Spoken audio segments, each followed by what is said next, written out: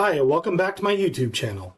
So today, this whole unit, what we're going to do in Unit 4 is look at the Bill of Rights. So what we're going to do overarching is today I'm going to talk to you about the formal amendment process, as well as the First Amendment. Then you're going to do something this week on the First Amendment, on parts of it. And then we will finish up with another lecture about the rest of the amendments, including the section that's called the rights of the accused. So the first thing we're going to do is talk about how amendments get put into the Constitution. And that can be done in a variety of ways, but they are spelled out in our Constitution on how to do that. So there are going to be two ways we can propose amendments, and then two ways we ratify amendments. To propose means to bring up, to ratify means to put into the Constitution. So they each have their own vote totals, and they each have their own ways.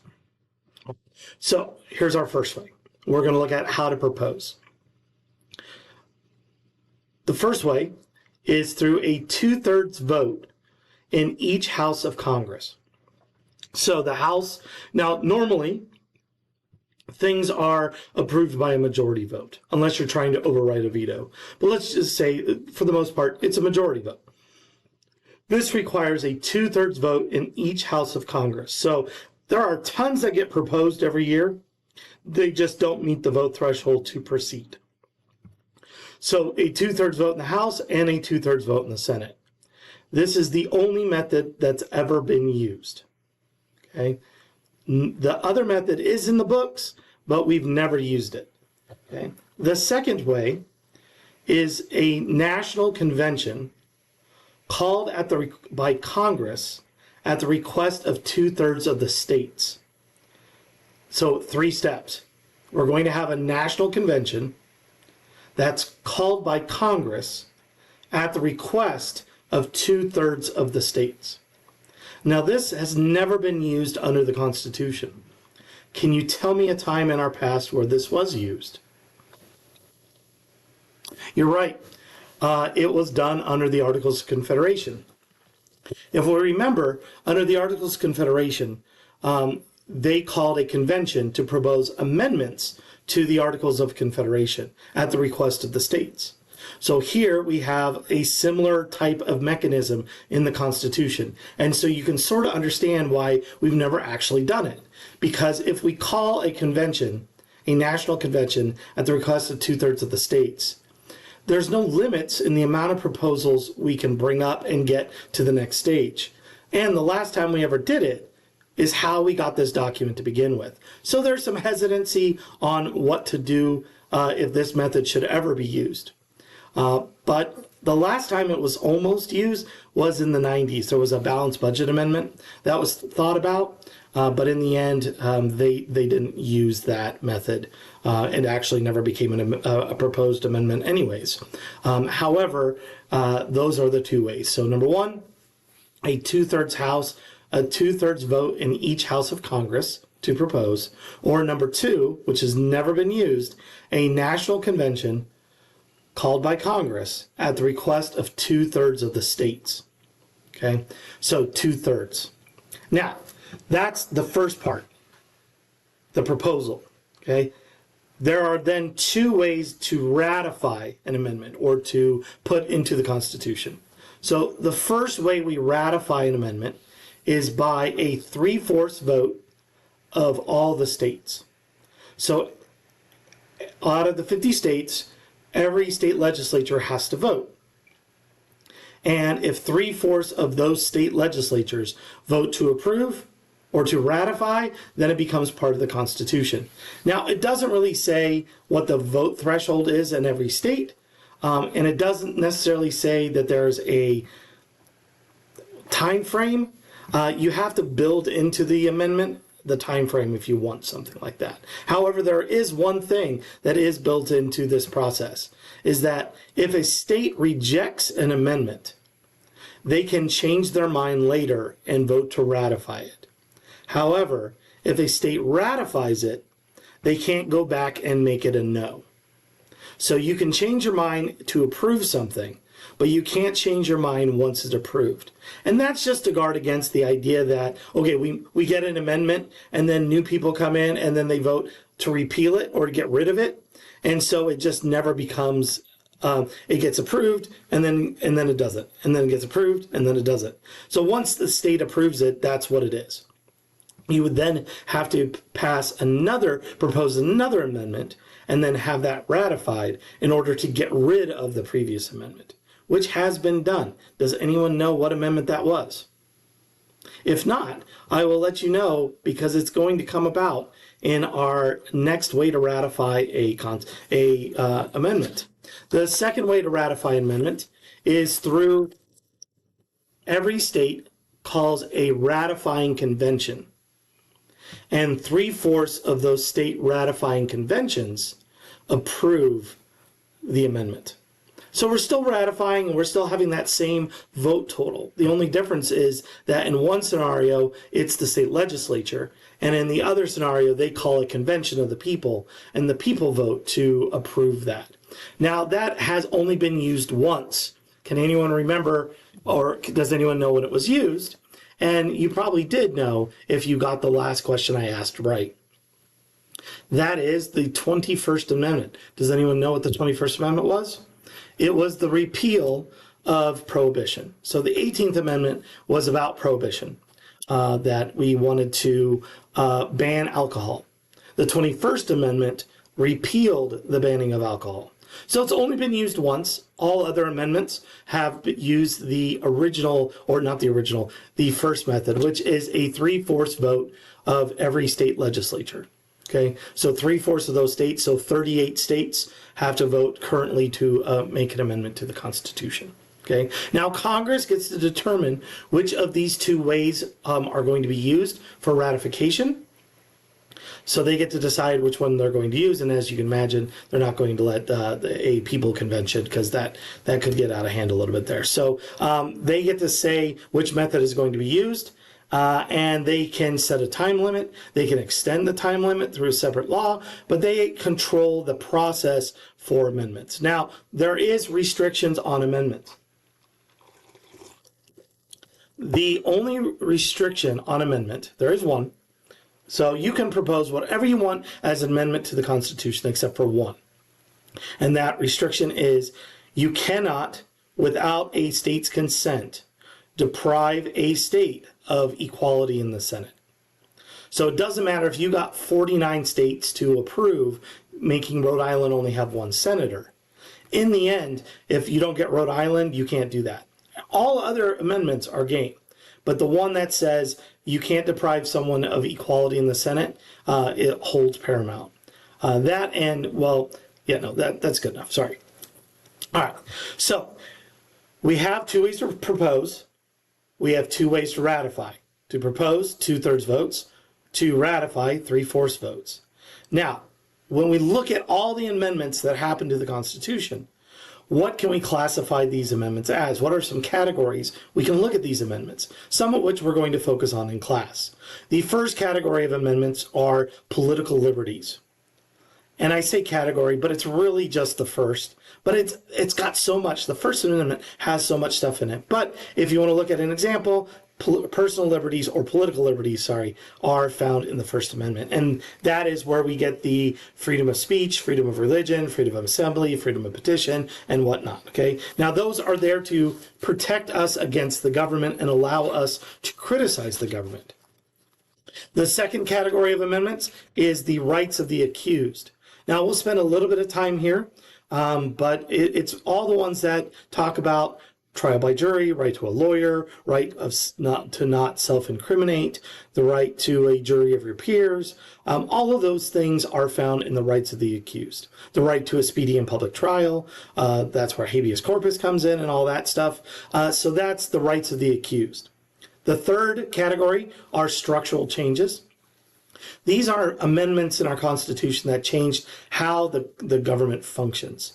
So these amendments would be like the separate ballot for vice president and president, the senators being elected by popular vote as opposed to the state legislatures, the 2 terms of a president. Those are all structural things that we changed how things work.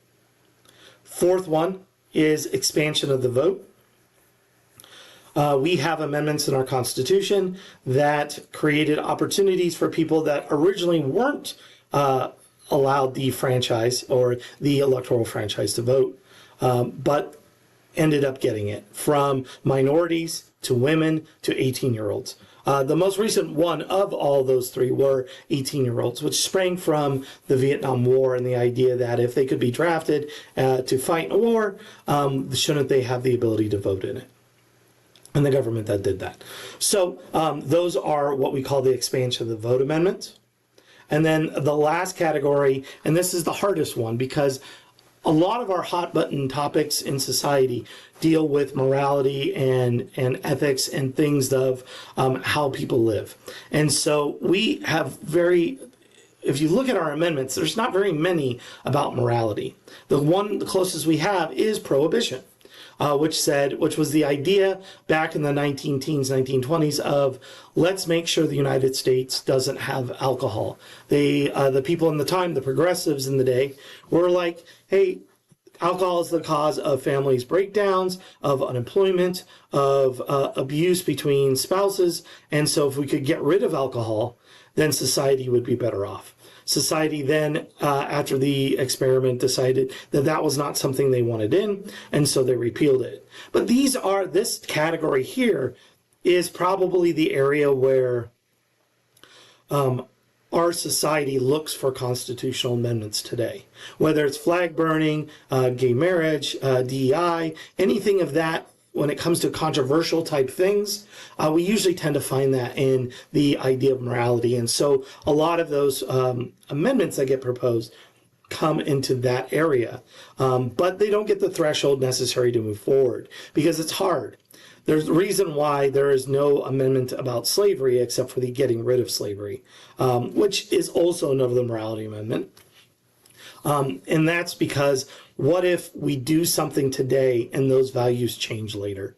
And so government and Congress and society at large has been very hesitant to put into place in our governing document, in our Constitution, those kind of amendments. Now, state constitution is totally different, but we don't hold them to the same standard as the U.S. Constitution, which is why it's only been amended a few times in the 20s, 27, 28. I always forget. It's one of those things that I don't remember off the top of my head. Okay. All right. So those are the categories of amendments. Now we're going to look at the Bill of Rights. And today we're just going to focus on the First Amendment. Why? Because it's complicated. The First Amendment has it depends on what you look at. If you look in some books, the First Amendment will say that there are 5 freedoms. I would like to tell you that there are 6. And the reason why is that there's one you can combine, but you're really missing part of the nuance of that part. Okay? So what do I mean by that? So if we're going to list it, I would rather have you listed at 6 or 5 plus 1, whatever makes you feel happy. I know that's going to drive some of you crazy, but let's go with 6. All right. You'd think I'm going to start with speech, but I'm not. I want to get through the one that I split. And that is, the first part is the establishment of religion. So the First Amendment provides protections of citizens to do things that might not be approved or in line with what the government wants. So the first freedom in the First Amendment is the establishment of religion. And what that means is that government cannot establish an official religion. That can't say Congress, brought to you by Presbyterians, or the national anthem, today sponsored by Buddhism, or anything like that.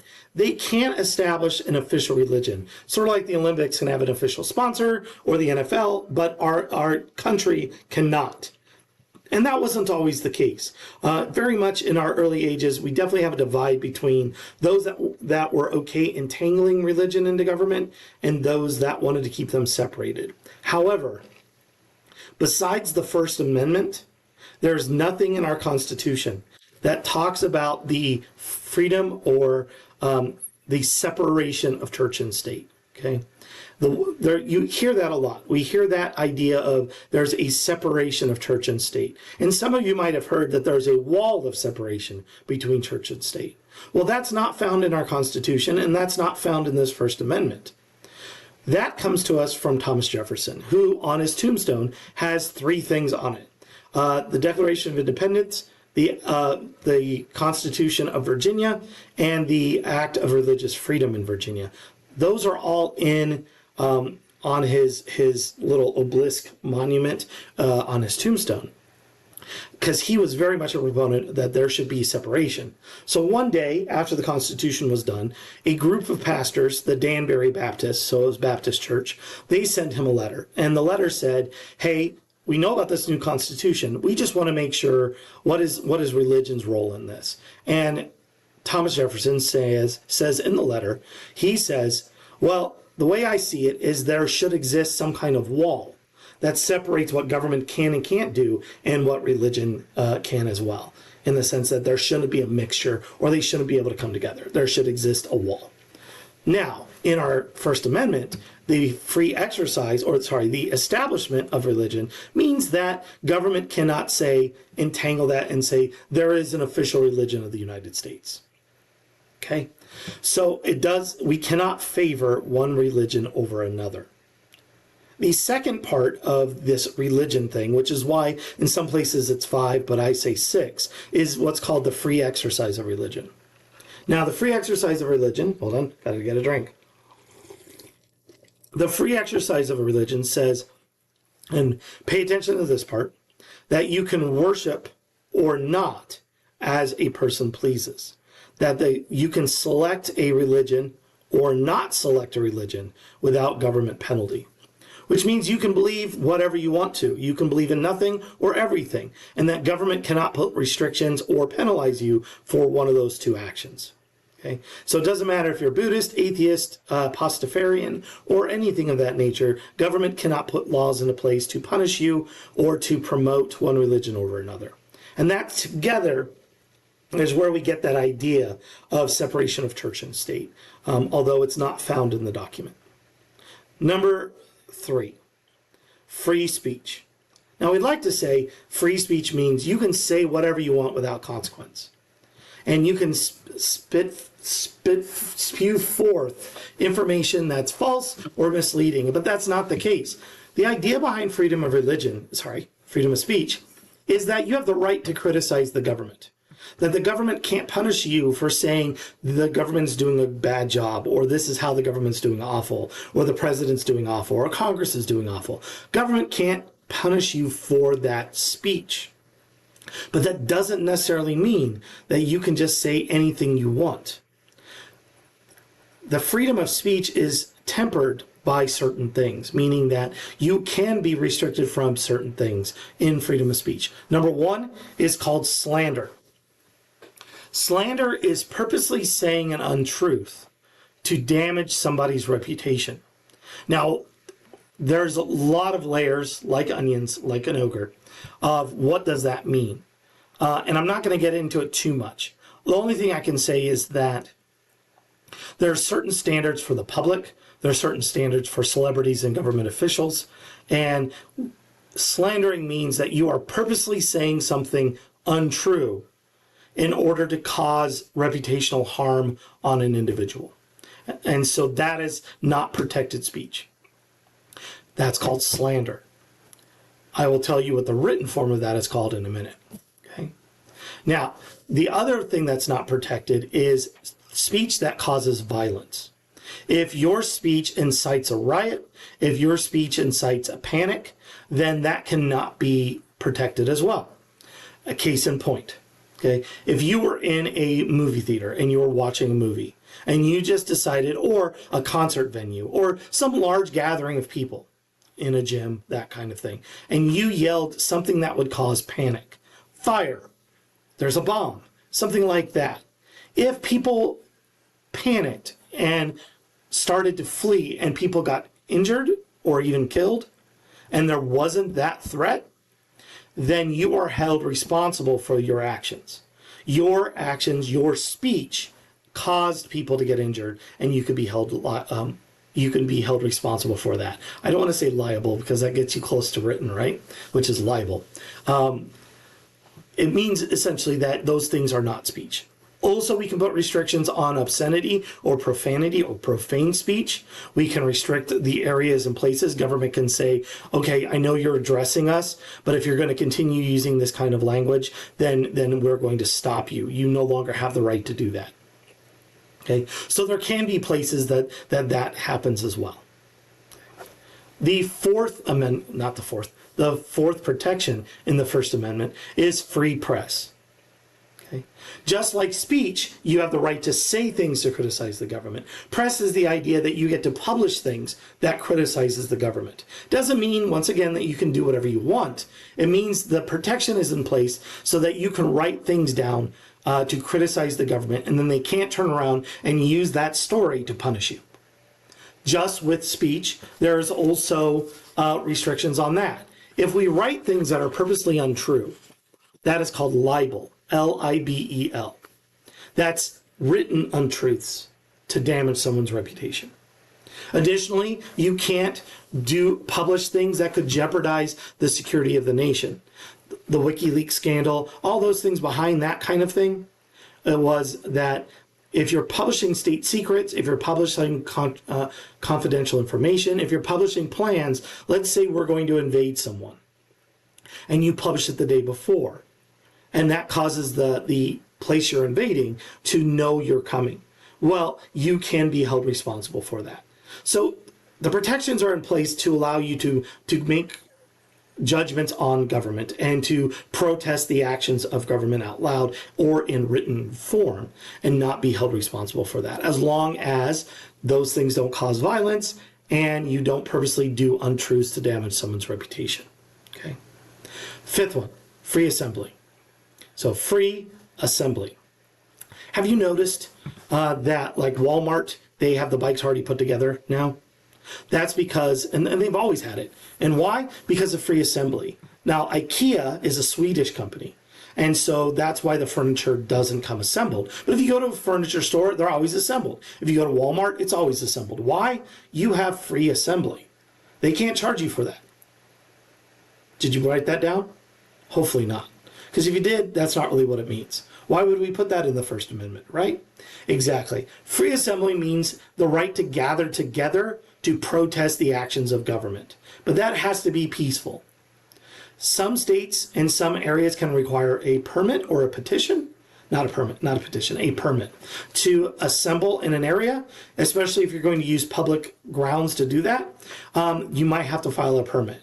And the reason why is that sometimes we need to make sure that we have the right amount of protection. We also need to make sure that we are not just creating an environment that could cause a riot, right? So if we had a pro of something and an anti of something, and you allowed them to gather without a permit, that could cause conflict. So a lot of times it's, okay, you have a permit to protest here, and then this opposite view can protest there to keep things separated. That's what I said. You got to keep them separated. But you have the right to assemble peacefully. The last one is the right to petition. It doesn't seem that important. Like, okay, all the other ones, like, yes, speak, press, that kind of stuff. Petition is the idea that you can gather signatures to ask the government to act or to stop acting to do something, which sort of sounds like press. But in a petition, what you're doing is you're gathering, it's sort of assembly in written form. If assembly is an action where people gather to protest, a petition is people gather on paper to protest an action. Well, it'd be very easy for government to take that piece of paper with all these people's signatures on it and punish them for those actions. So you have the right to petition, which means that government cannot penalize you or punish you for signing things. And to put your signature on it, they say you support these actions. Holistically, those 6 things, free exercise, establishment of religion, speech, press, petition, and assembly, is what I call the 6 protections of the First Amendment. Now, we're going to do the rest of the amendments. Your next assignments and the things that you're going to be working on have to do the First Amendment. You're going to do one on all the things but religion, and then we're going to look at the religious freedom part, and how the government determines if there's entangling. And that's going to be used through what is called the Lemon Test. So these are some assignments that are coming up. You also have, of course, a seminar on Burke and what will be Mills, John Stuart Mill, sorry, not Mills. Their ideas behind this is really about our next unit, which is on elections, but I want to introduce them here. I'm also going to bring up the one you did on the American Revolution when we get to elections again as well. All right, so hope that everybody's doing well. Remember to send me a list of questions if you have any, especially on this one. I will be able to answer them. Hopefully, I'll try to make a quick video and post it. I'm trying to get a lot of these videos done before we leave to go down to Phoenix, which is why it seems like I'm here and it's a couple weeks later. But I'm probably not here by now. Well, I'm definitely not here by the time you see this video. So hope things are going well. Keep your heads up. I do miss you guys, and I will talk to you guys later. Click like and subscribe.